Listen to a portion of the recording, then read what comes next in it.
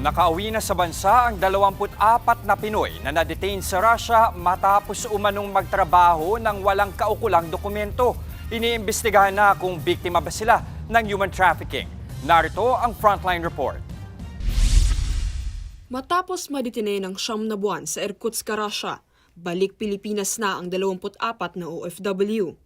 Pasado alas 12 ng madaling araw, dumating sa NAIA ang 6 na Pilipino lula ng Philippine Airlines Flight PR-737.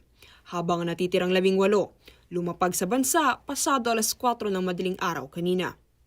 Personal na inangat ni Pangulong Bongbong Marcos ang kalagayan ng 24 na Pinoy kay Russian President Vladimir Putin na magpulong sila sa Kazan noong June 17. Kasunod nito, agad na prinoseso ng mga otoridad ng Russia ang pagpapalaya sa mga Pilipino.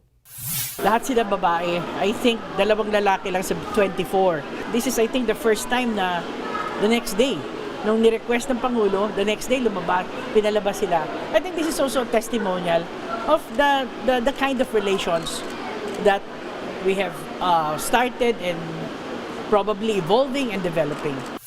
Samantala, inaayos na ng Department of Migrant Workers at OWA ang ibibigay na tulong sa mga nakauwing OFW.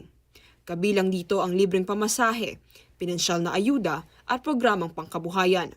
Nagpapasalamat naman kay Pangulong Marcos Jr. ang mga nakauwing OFW matapos ang matagal nilang paghihintay na makabalik sa Pilipinas. Grabe po ang saya namin. Overjoyed po kami lahat. Nagsisigawan, nag-iiyakan. Sa tuwa po na natugunan na po yung matagal pong panalangin ng lahat na makauwi na po kami. Address, kasama namin ang aming mga pamilya. Ayon sa Department of Migrant Workers, wala silang kaukulang dokumento ng magtrabaho bilang cleaners o tagalinis sa Russia. Magkakasa na investigasyon ng ahensya para matukoy kung biktima sila ng human trafficking.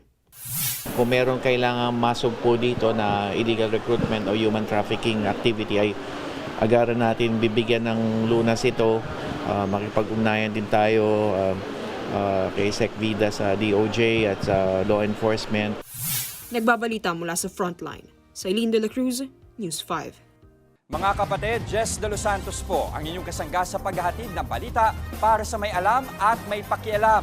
Para sa tuloy-tuloy na makabuluhang balitaan, mag-follow at mag-subscribe na sa social media pages ng News 5.